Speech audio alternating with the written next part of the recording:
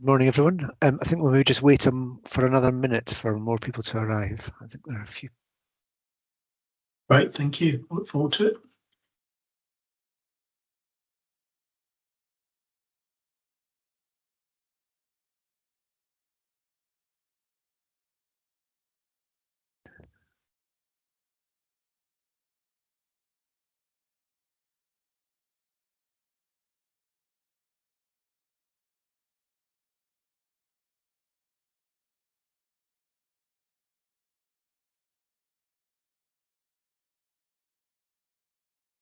Okay, it's 2 minutes past 11, so I'll maybe just start by welcoming everyone to this webinar for the launch of the third round of funding for the Facility for Investment Ready Nature in Scotland. I'm Ian Syme. I'm the Head of Funding in Nature Scots, and for this hour-long event, I'll be joined by two colleagues.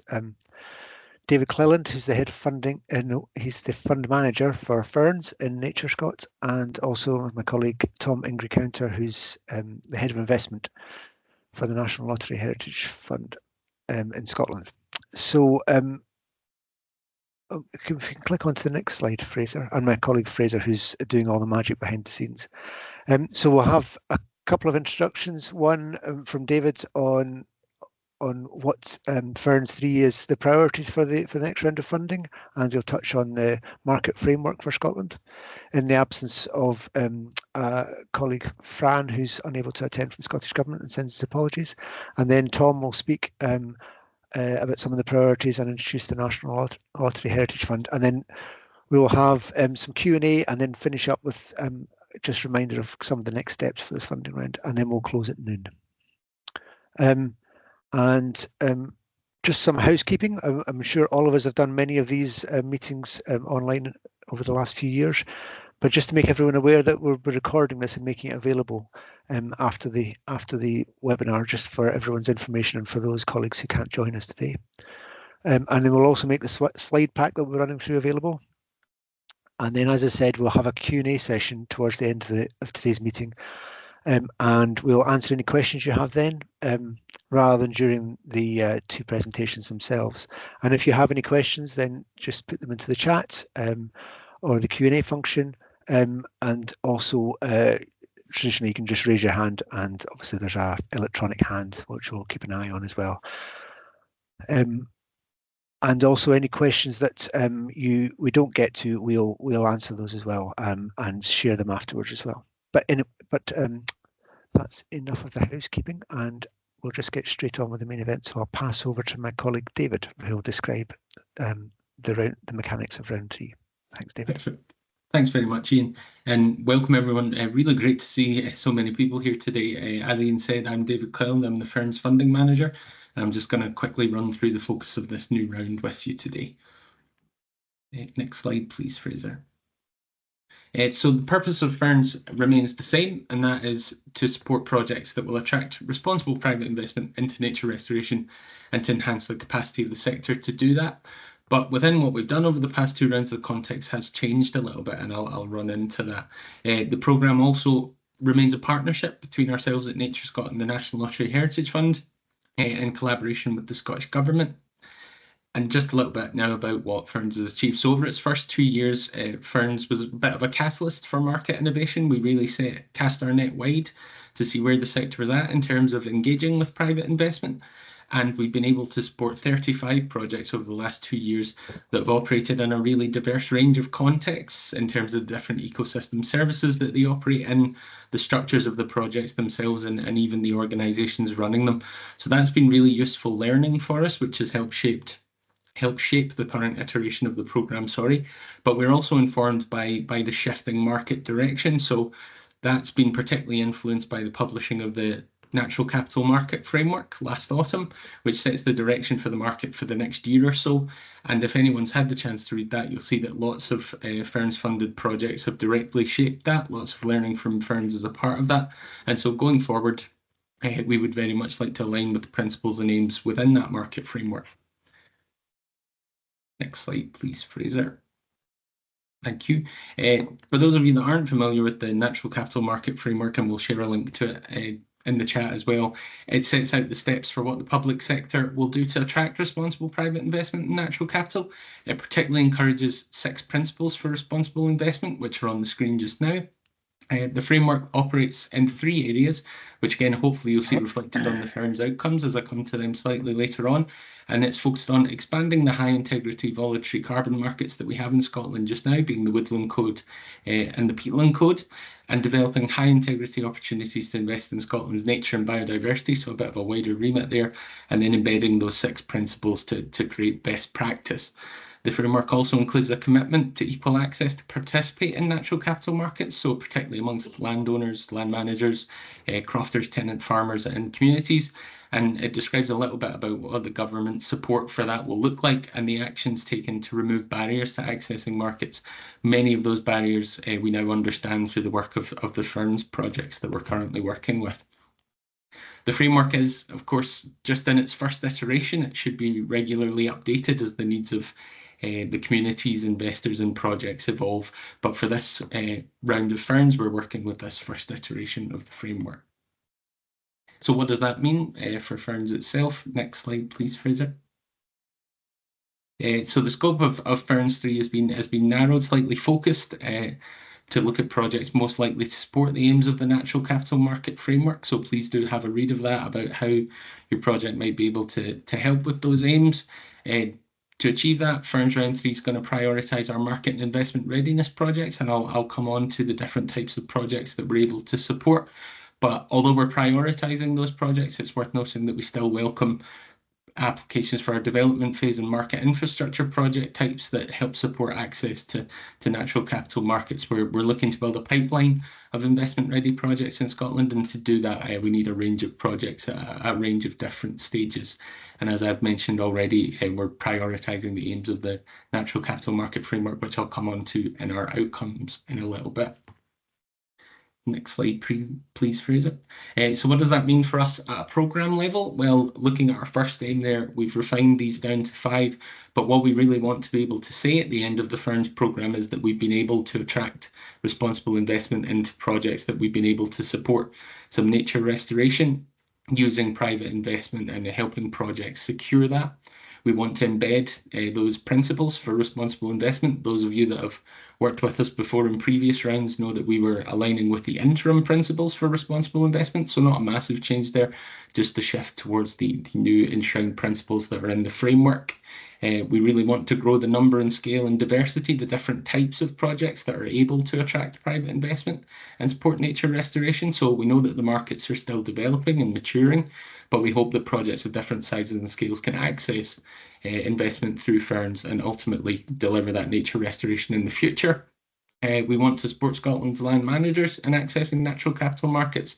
We want to make sure that land managers and communities are better informed about these natural capital markets and more able to engage with them if they choose to do that. And lastly, we want a new one for us. We want to strengthen market demand. Really, we want to increase the confidence of project developers and also investors to help create these investment-ready projects, but also, again, to engage in these markets. We know, again, from FIRNS that there is a supply side, and now we're looking at how we can strengthen that demand as well to link up projects to investors.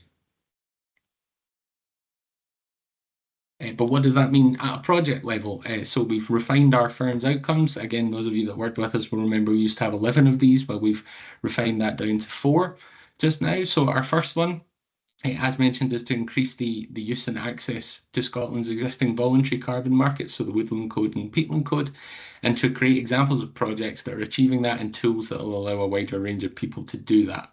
Our second outcome has a wider remit, but the same focus on creating reliable pathways to invest, just in different ecosystem services. The wording of that and the things that we link to, there is a focus on biodiversity opportunities, but again, it's worth noting that we can support other ecosystem services as well, just in the acknowledgement that they are not as widely referenced in the market framework and might be slightly further away from market. In our guidance, we do indicate that we expect you to achieve one of these, so outcome 1 or outcome 2. You can do both, but learning from previous rounds of FIRNS has told us that a really focused understanding of the market you're trying to access is really important and can help projects make progress. We're also two additional outcomes on top of that. Community engagement, empowerment, and taking an inclusive approach are still really important to FIRNS. There's starting to be good practice guidance about how you can achieve that. So the work that's being done by the Scottish Land Commission and also the Nature Finance Certification Alliance on community benefits and community inclusion. What we hope to see is real engagement with communities and then effective ways to share benefits. And when we say benefits, we don't necessarily just mean financial, although that can be one avenue. There are other ways that communities can benefit from nature restoration projects. And our last outcome, which is a new addition to the programme, is that we want to capture and share learning. We know how important learning is as the market develops, and we've seen a high level of innovation and good practice in FIRNS so far that we're keen to share and helping our projects do that. But going forward, we're asking all our new projects to consider how they can contribute to that sharing and learning and help improve that aspect of the market. So our three grant types, and it's worth noting before I start that we're eligible. We're expecting and asking all projects to apply to both NatureScot through our application form on our website and the Heritage Fund through their application portal. Generally speaking, on a 50-50 basis, it is a parallel application process. So we'll follow similar decision timescales that I'll come on to in a bit. But we're supporting three different types of grant. Our first is our market and investment readiness, and they're projects that will demonstrate a credible ability to progress through the later stages of investment readiness, moving towards, securing legal contracts and investment. And we're supporting grants up to £240,000 for that, so an increase in previous rounds. And we know that achieving that sort of last hurdle, if you like, takes significant resource. So that's why our grants are hopefully allowing people to do that. It's just, as always, with funding, it's proportionate. So the more grant that you are requesting, the more strongly we'd expect you to contribute to those FIRNS outcomes. Then we have our development phase projects. They're for early stage, looking at the early steps to investment readiness, from scoping right through to engaging sort of buyers and sellers and working out what your project's going to look like.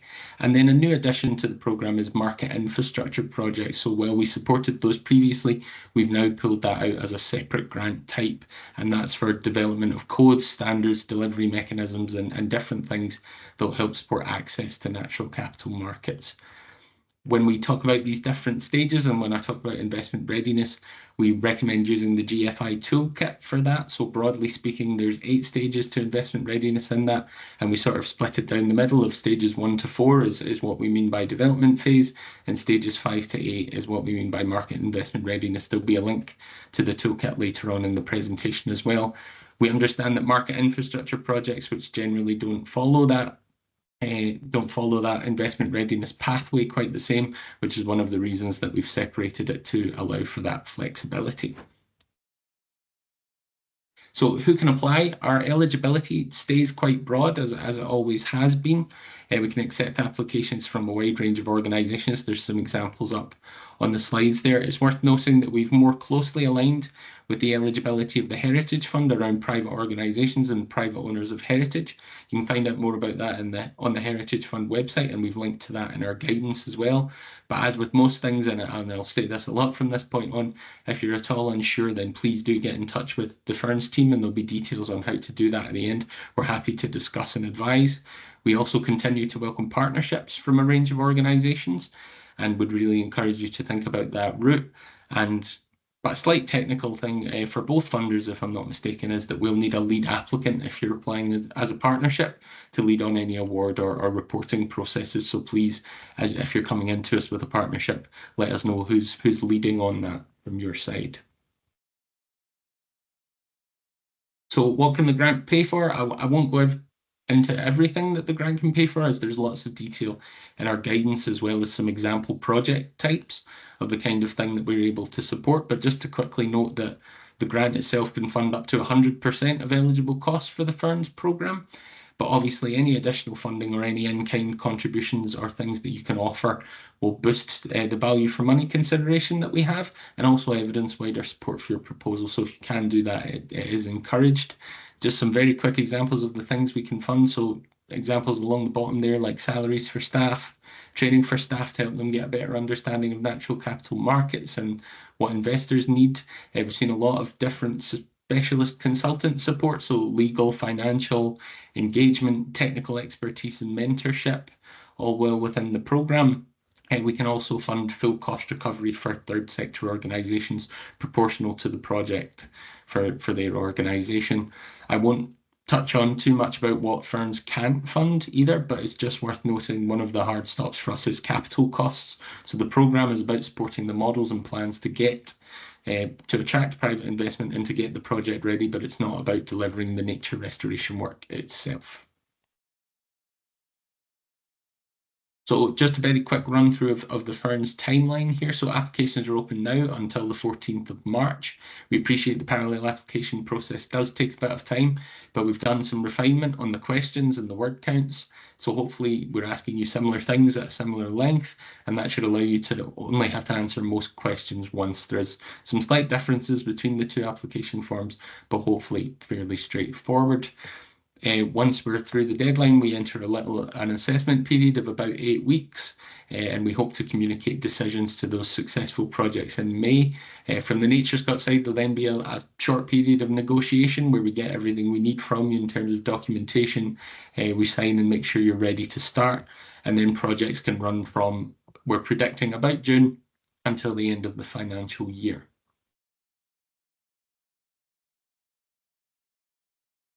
And I'll just finish up with my next slide, please, Fraser. Which is just some application tips, which is hopefully common sense. And again, when we share these slides, these will be available to you. But as I said, please do apply where you can, 50-50 between ourselves and the Heritage Fund. Have a good read of the Heritage Fund's guidance as well. Think really strongly about what makes your project unique, what makes it innovative. That's one of the questions in our form. What's going to make you stand out and attract that investment? Think strongly about the priorities and outcomes that you want to achieve. I mentioned particularly our first two outcomes is we generally only expect you to achieve one, so please pick the one that is best for you. Please do consider those decision timescales I just referenced. For example, don't tell us in your application that you're starting in April when we're sort of outlining that June start is where we expect you to be. A lot of what we're asking you focuses very much on the FIRNS project, but there will be opportunities to tell you about, wider initiatives that you're involved in and your ultimate aspirations for the nature restoration. So that'll come into part of it. And also, if you're coming back to us, if you've worked with us before, it's really important to show us how you're applying what you've learned so far. Please do that in your application, even if you're still kind of working on that. What have you learned to date, and how can you share that?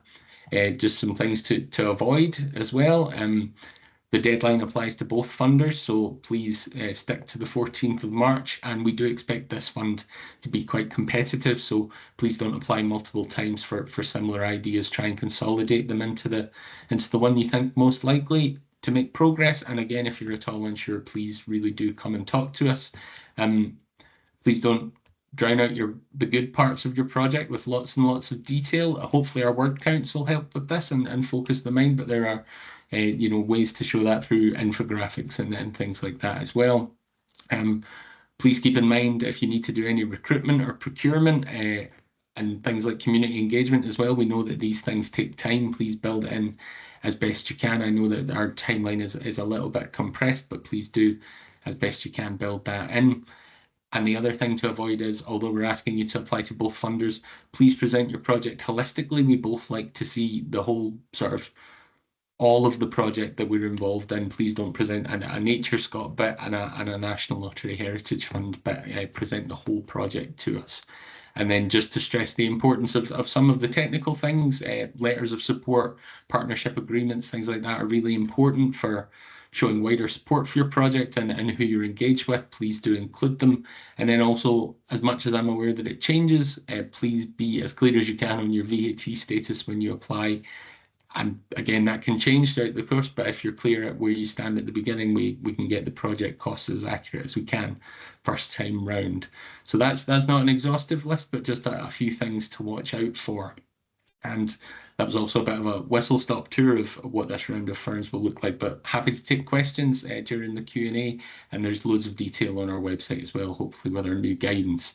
And once again, final call out, if you are at all unsure, please do get in touch with us. More than happy to discuss myself and my team.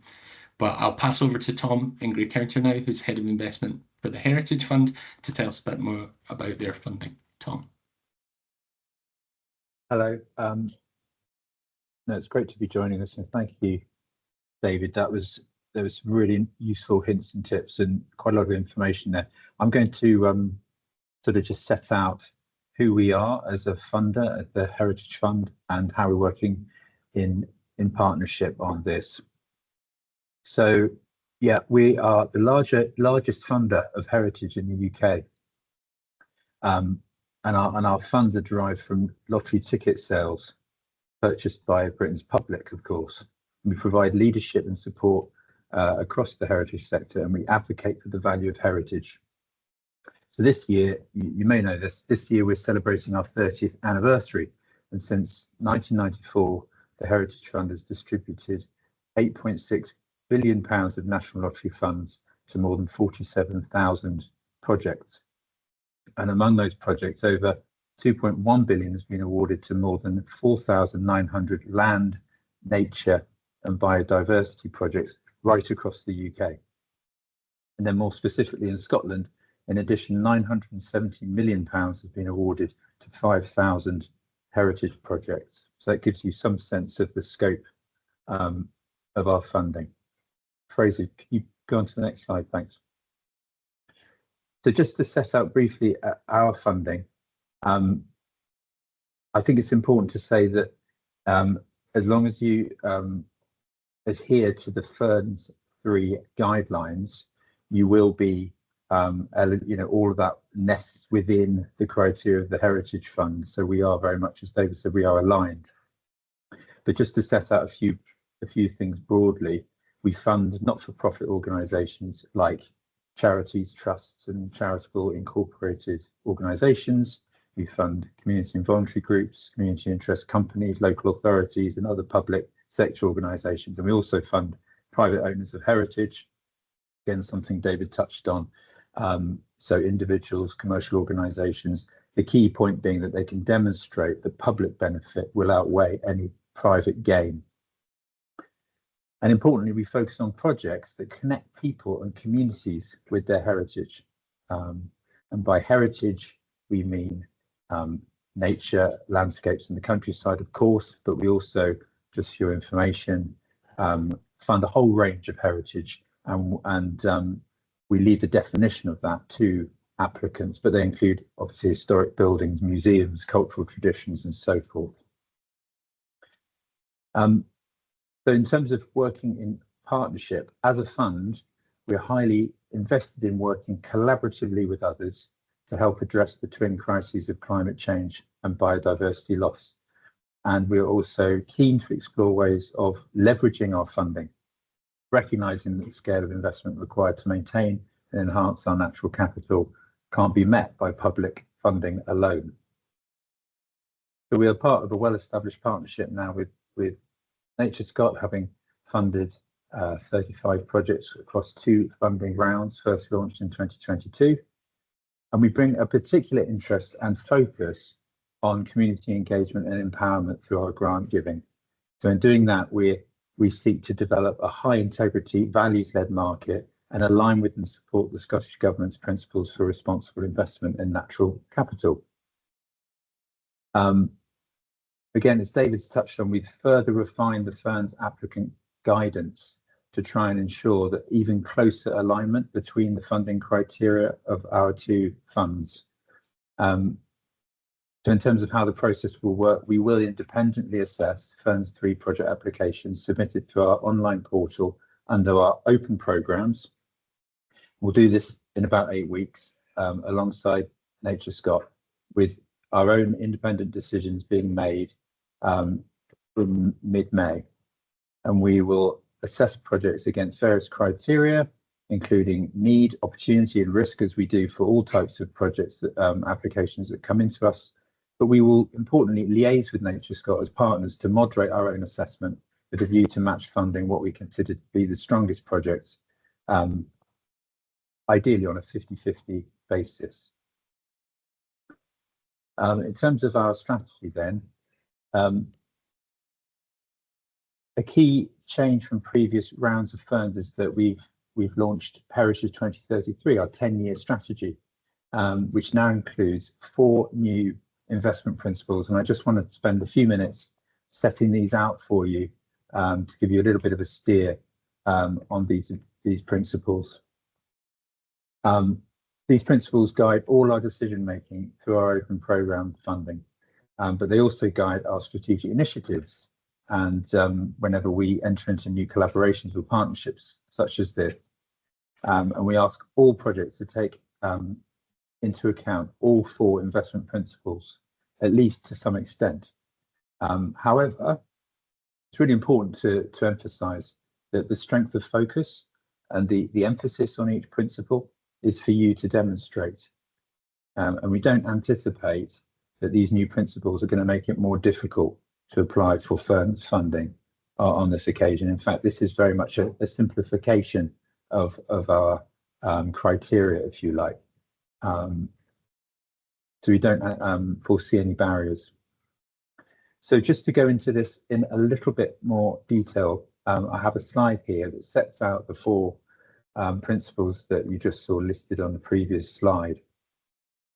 And I'm going to go through each one just briefly and explain how I think FIRNS projects could potentially meet each of our 4 principles. So we've got saving heritage on the top left, which is about conserving and valuing heritage for now and future.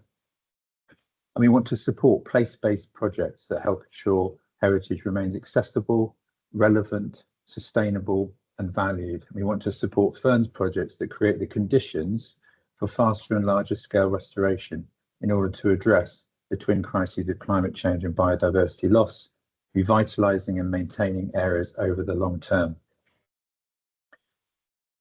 And then moving on to the quadrant on the top right, protecting the environment. This is about supporting nature recovery and environmental sustainability.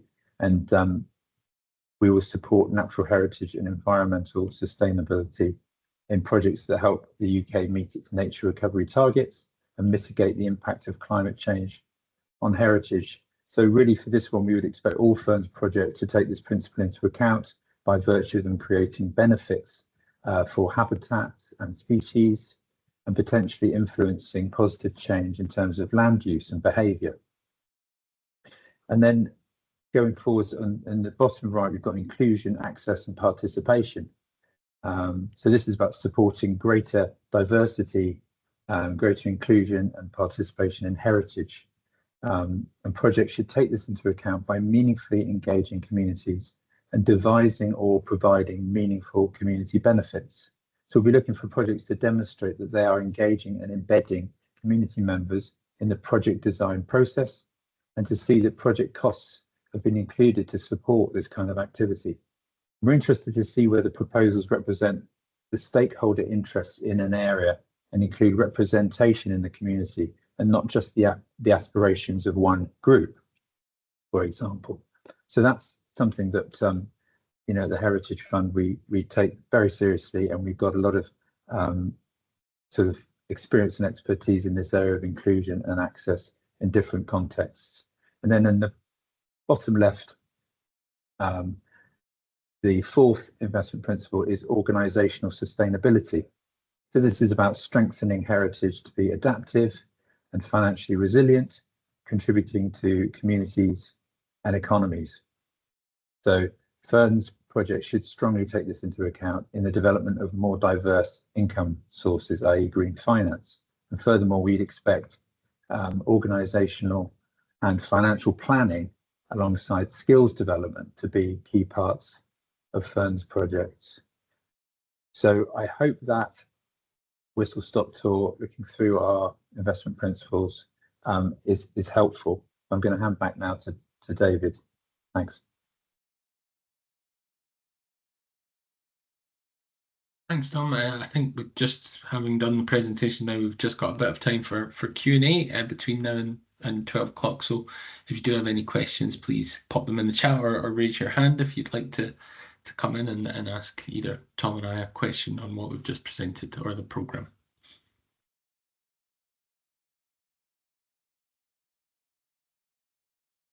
Yes, Claire, hi, you've got your hand up. Hi, yeah, thank you. I'm just sitting here with a colleague and we're just discussing this concept of needing to apply to both Nature Scott and NLHF and this idea of 50-50 fundraising. So could you just expand on that a little bit more, please? We were thinking, does this mean it's two completely separate applications that have got different outcomes that we've got to tackle? And then a question around the 50-50. Is it possible that you end up in a situation where your project application is, say, approved by Nature Scott but not by the lottery, or vice versa, so that you could end up with just a 50% offer? We'd just appreciate a bit more clarity around how that works and sort of why we've got that sort of two-part process, please. Yeah, I can start us off, and Tom, feel free to jump in. I think we're operating as a partnership, but we do have separate sort of governance and decision-making arrangements. So it is two applications, and we'd sort of say 50-50 in an attempt, I guess, to maximise the partnership funding available. There have been situations in the past where a project has been fully funded by one funder or not the other. We've not had a situation yet where someone's only been offered part of the award. We try and take the projects as a whole. But yeah, as we've run through, we do have slightly different but aligned outcomes. I think that's just down to the governance arrangements of setting up the partnership, which is a bit tricky. But yeah, so it's two applications, slightly different but aligned priorities. And we consider the funding, like Tom said, we'll moderate amongst the funders. So there are opportunities where the funding makeup is slightly different than 50-50, but it's not, or we've not yet had a situation where we have only been able to partially offer a project some funding. Okay, thank you very much. So from the lottery perspective, is that then completing the application process that's on your website for the under 250? Yes, that's right. It's at the delegated level under 250. And as David said, we've worked hard. This is the third round. And in that process of going through different rounds, we've worked hard to further align our funding to make this process of applying ostensibly to two different funders at the same time as straightforward and efficient as possible.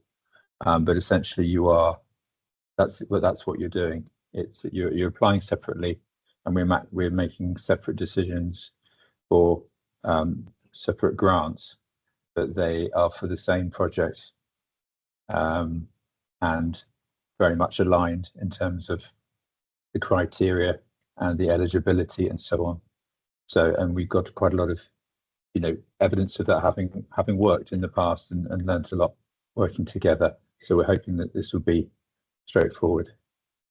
Okay, thank you. I can see a few questions coming in the chat, but Becky, you've got your hand up if you'd like to comment. Hi, yeah, just following on from that, the one that's not aligned is that the bit on the Heritage Lottery website where it says whether it's up to 250,000, that pot of money will fund capital projects, but FIRNS won't. So I don't know, I was always assuming it wouldn't fund capital, and then I don't know, I just saw that bit on the Heritage Lottery bit and I just thought I'd ask. Yes, I mean, David, you can come in and add to this, but I suppose the way to look at it is to start with the FIRNS program criteria and speak to that, knowing that that nests almost within the NLHF criteria. So start with FIRNS, scope your project and apply under the FIRNS criteria, and you will find that will be eligible within the Heritage Fund criteria. But don't start with Heritage Fund and then go to FIRNS next. Okay. Does that help? Yeah, I think so, but so specifically on capital, it doesn't fund capital because FIRNS doesn't. That's right. Yeah. Okay, thank you. I think that's right. I'll just, there's quite a few questions in the chat. So one question about a potential round 4 of FIRNS, and I think it's worth noting at the moment we've only got the budget for round 3. We'll certainly discuss that with the Scottish Government in due course, but for the moment It's just this round that we're planning for.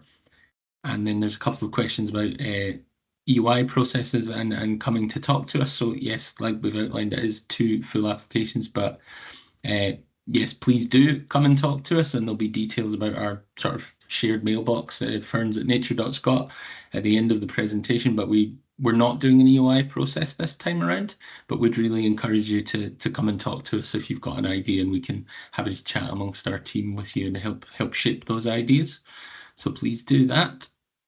And then I see we have another hand up, Ralph. Hiya, thanks very much. Cheers. Thanks for a good presentation. There was talk about place-based heritage being a really big thing within the heritage funding portion. What's the sort of perspective towards agriculture as heritage? Obviously, a lot of these projects are enabled by large land spaces, and that might be agricultural, it might be woodland, but owned in a rural setting nonetheless.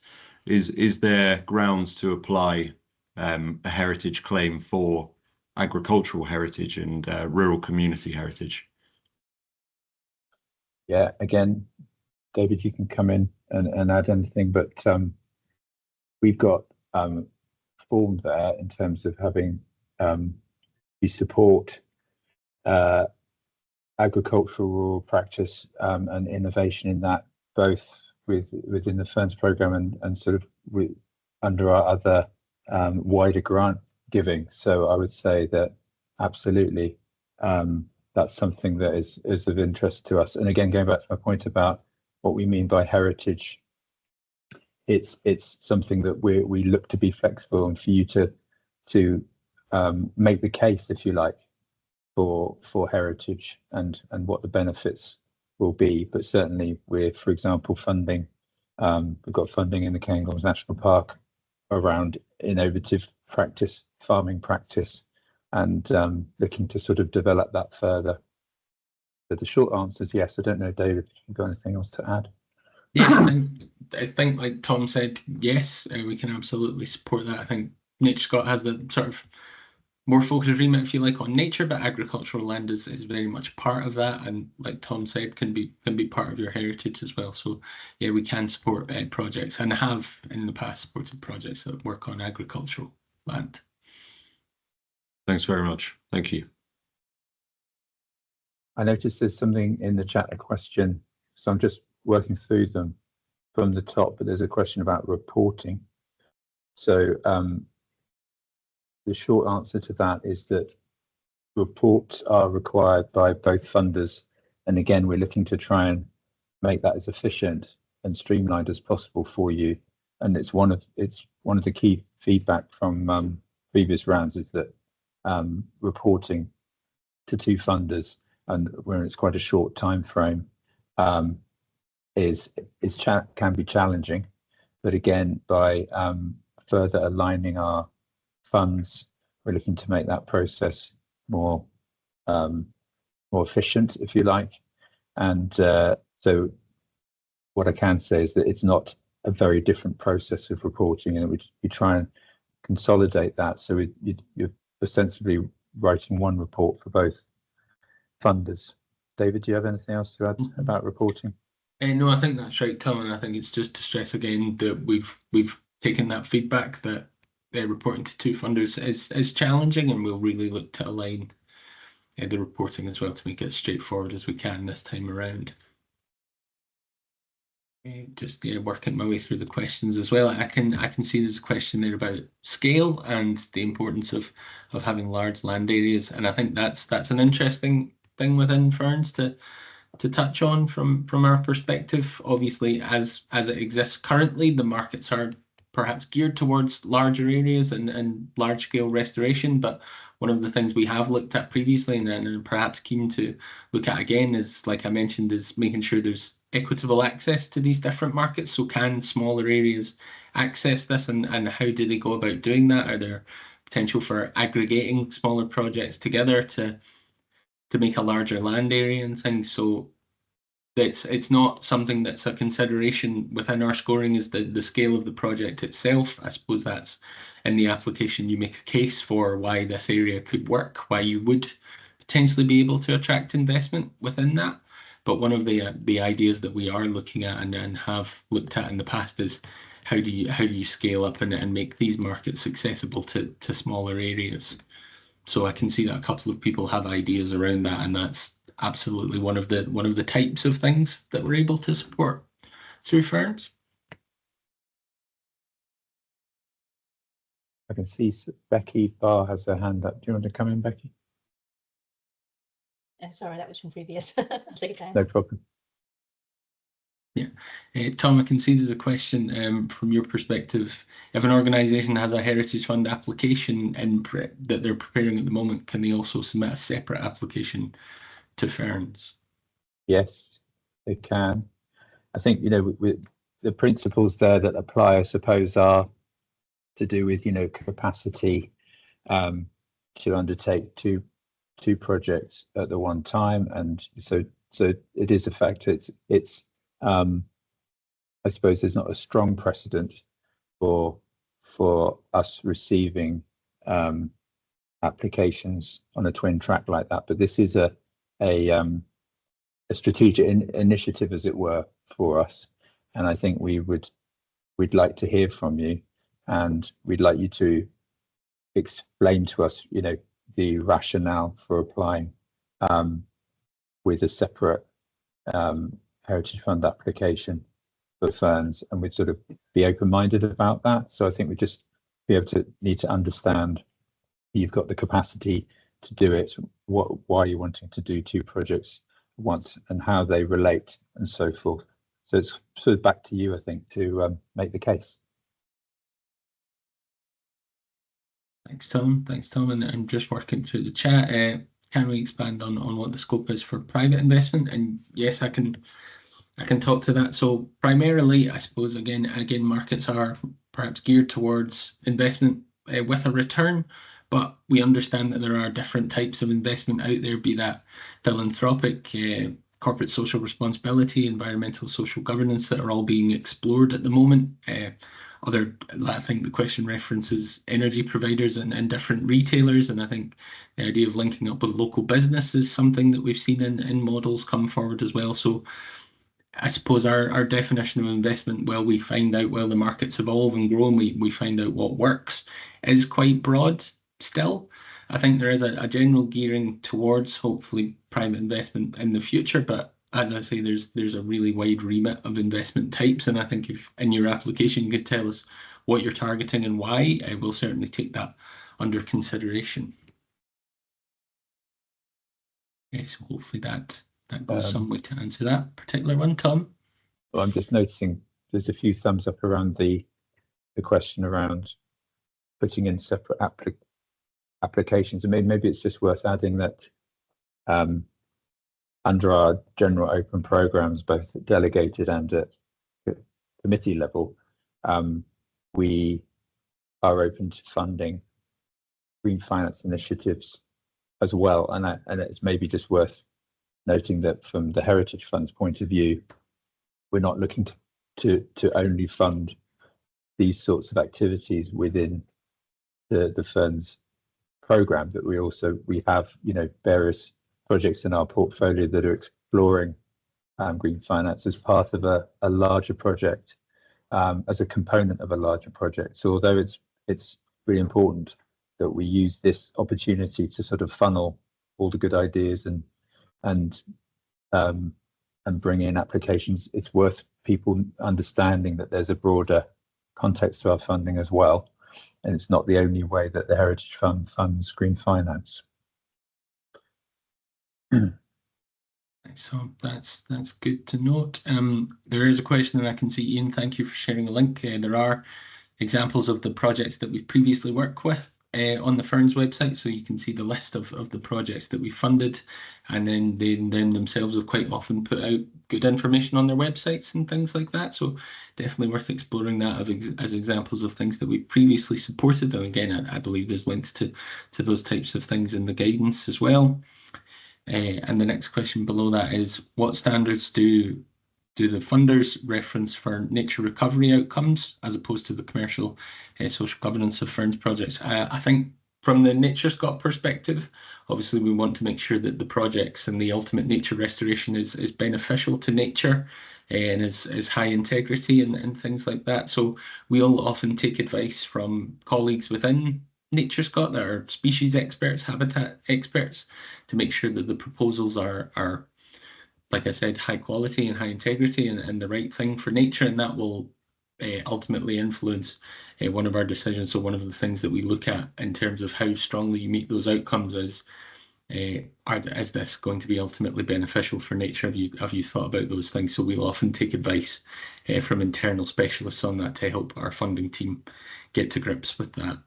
Tom, I don't know if you want to say more on what you look at from that side. Yeah, well, I think in this situation, this is part of the benefit of having a partnership together with NatureScot, that through a kind of that alignment and the discussions and moderation of our assessment, there's the opportunity to share some of that specialist insight that exists that's available within NatureScot to bring to bear on our own assessment. So apart from that, obviously we do fund nature projects and liaise with other. There's a lot of learning coming from the projects that we have helped fund in the past. So we'll bring all of that to bear on trying to reach a conclusion around the quality of the nature recovery outcomes for a given project in assessment. Thanks, Tom. And I think the next one down is one for you as well, and it's just asking how FIRNS is dealt with within the Heritage Fund. Is it dealt with centrally or by yourselves in Scotland? Thanks, David. Yeah, so we are dealing with this in the Scotland team, in the local team, and we've set aside capacity both in terms of human resources and in terms of budget to assess this. So the way it's being organised within our team is that we'll have dedicated people set aside who understand the guidance and who've been appropriately briefed and trained to be able to assess these applications well, and this team that we've pulled together will also be liaising with the team at NatureScot. So if you like, it's very much a local rather than a central thing. And I think that's really important because we want to bring our local understanding of the nature sector in Scotland to bear on our assessment. So rather than employing people more centrally in that. So I hope that answers. Thanks, Tom. Thanks. And then the next question is just again about the joint application process, and do you submit two fairly identical applications, or do you separate out the different aspects? I think certainly from our perspective, like I mentioned in my presentation, we want to see a holistic view of the whole project. So the idea would be that you would submit similar applications to both, so that we understand the whole scope of the project rather than separating out a natural capital bit and a NatureScot bit, if you like, from a heritage portion. So we would see the whole project and be able to assess the whole project on its merits. So while yes, you would technically apply for 100,000 from one and 100,000 for the other, we would want to see the whole project. Ian. Yeah, I just wanted to emphasise that point that you're making, David. So yes, and the points also that David and Tom alluded to earlier. So we've realised that making two applications is, I'm sure, can be frustrating, but it's just where we are with our governance arrangements. So yeah, there should be two fairly identical applications. The application form on the FIRNS website, on NatureScot's website, the questions in there will mirror what's on the online application process that the Heritage Fund have. So you should be able to use the same text and to present the same project in the same way to both. And we'll also continue the work we're doing, referencing back to an earlier comment, to make the reporting as simple as it can be as well to both funders.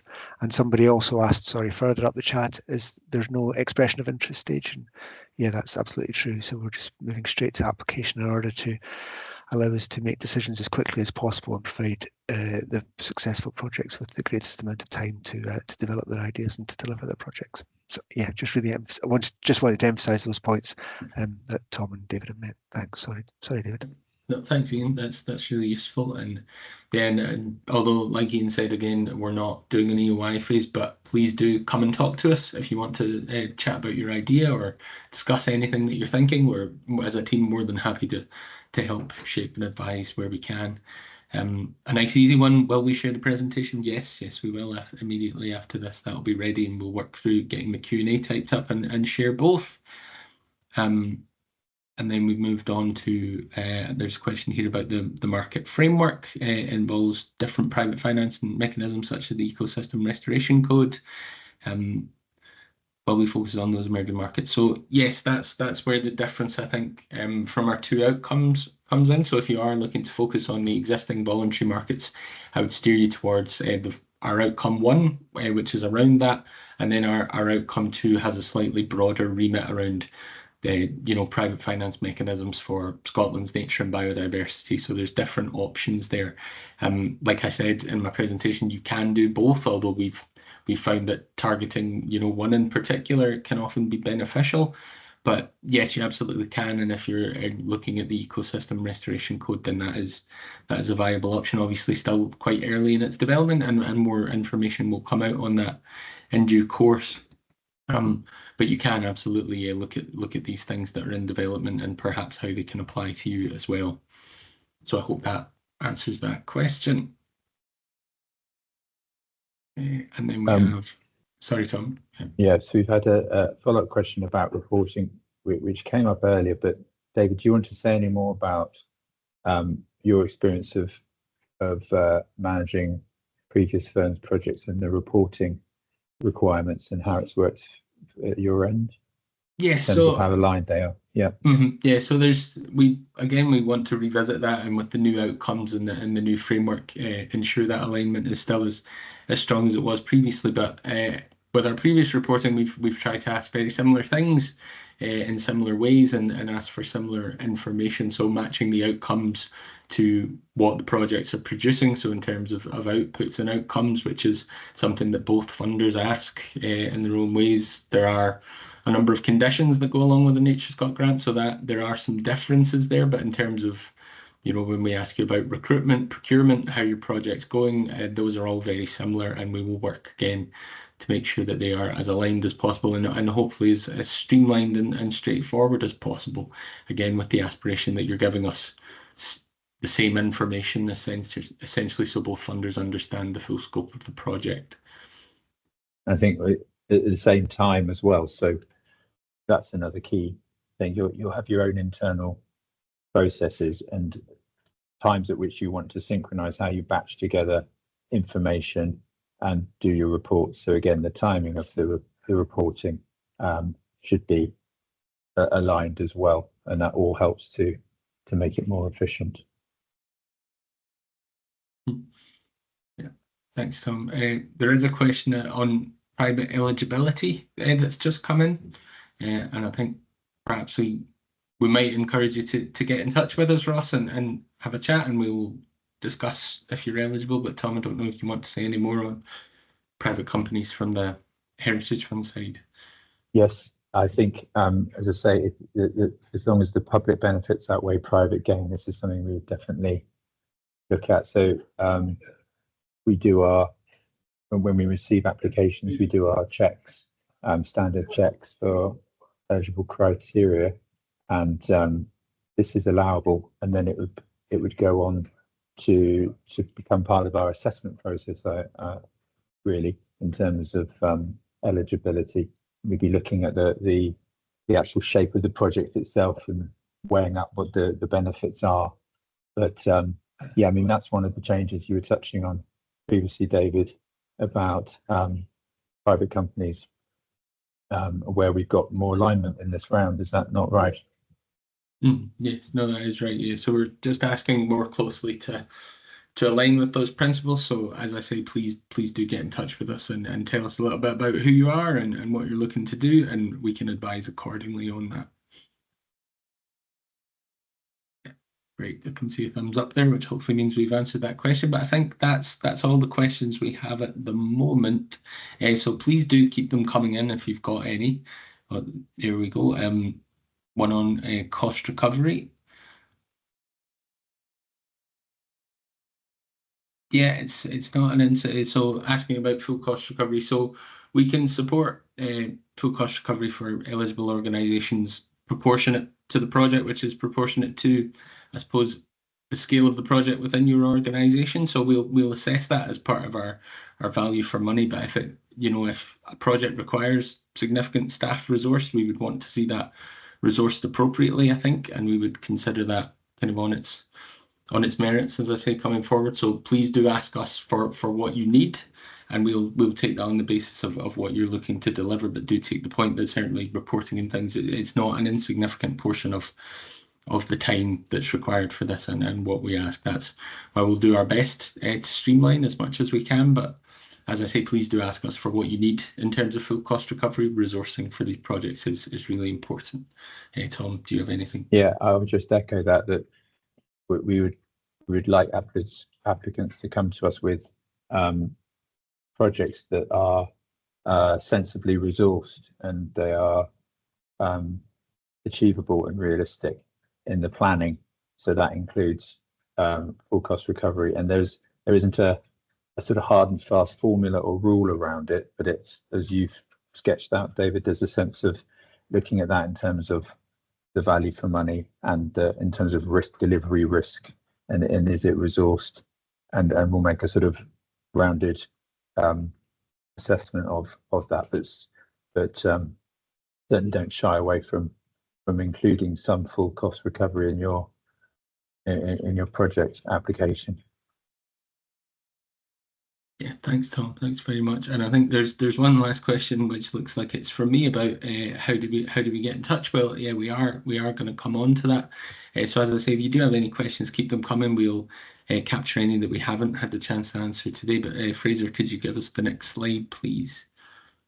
Yeah, so this is just to showcase some of the resources. So the GFI toolkit that I mentioned earlier, and some other useful resources such as membership to the Scottish Nature Finance Pioneers if you're not already a member of that group, some guidance from NatureScot, the Ecosystems Knowledge Network, another really good forum for these things, and some of the resources I mentioned from the Scottish Land Commission as well. That's not exhaustive, and we have more links in our guidance to different things that can help support you to make an application. But obviously when we share these slides, these hyperlinks will be accessible to you.